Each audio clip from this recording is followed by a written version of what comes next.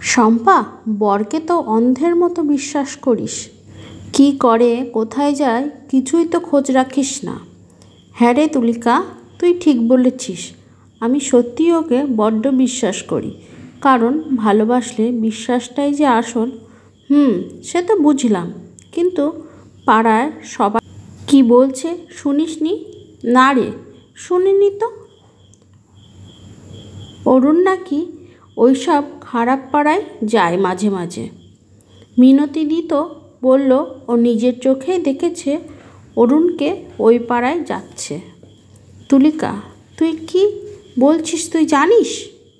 জানি রে, জানি। শুধু আমি না, এ পাড়ার সবাই জানে, শুধু তুই জানিস না।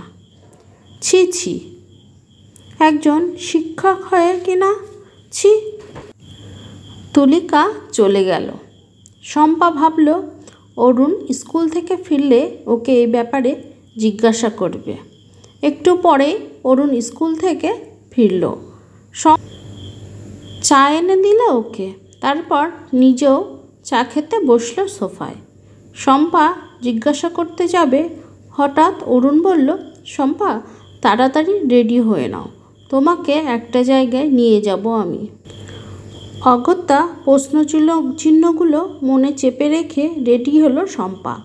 এরপর গাড়িতে চেপে বসলো ওরা। হঠাৎ অরুণ একটা কালো কাপড় নিয়ে এসে চোখ বেঁধে দিল শম্পার, তারপর নিজেই বসলো ড্রাইভারের সিটে। অরুণ চোখ বাঁধল কেন আমার? শম্পা, আমায় কি তুমি বিশ্বাস করো না? না অরুণ, তা না, আসলে চুপ, আর কোনো কথাই নয়। যখন সময় হবে আমি নিজেই তোমার চোখটা খুলে দেব, কেমন? আচ্ছা। শম্পার মনে একটা ভয় কাজ করতে শুরু করলো হঠাৎই। বারবার প্রতিবেশিনী তুলিকার কথাগুলো কানে বাজতে লাগলো ওর। তবে কি অরুণ বুঝে গেছে যে অরুণের গোপন কার্যকলাপ জেনে গেছে শম্পা, আর সেই জন্যই কি শম্পাকে রাস্তা থেকে সরিয়ে দেওয়ার চেষ্টা করছে অরুণ? গত সপ্তাহে টিভিতে নিউজ চ্যানেলে দেখেছিলাম স্ত্রীকে স্বামীর পাচার করে দেওয়ার একটা ঘটনা। ভয়ে হাত পা শিথিল হয়ে যায় শম্পার। মুখে কিছু বলতে পারে না। ও কেবল ঘন ঘন দীর্ঘশ্বাস ফেলে আর ভগবানকে ডাকতে থাকে মনে মনে। প্রায় ঘণ্টাখানেক গাড়ি চলার পরে হঠাৎ গাড়ি থামে। শম্পার হাড় হিম হয়ে গেল আর আগাম পরিণতির কথা ভেবে।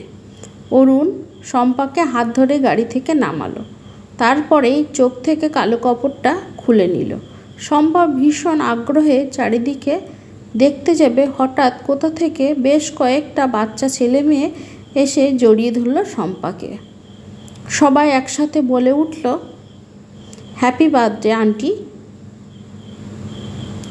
হাতে একগুচ্ছ লাল গোলাপ নিয়ে এগিয়ে এলো অরুণ, বলল, হ্যাপি বার্থডে মাই ডিয়ার। অরুণ বিস্মিত।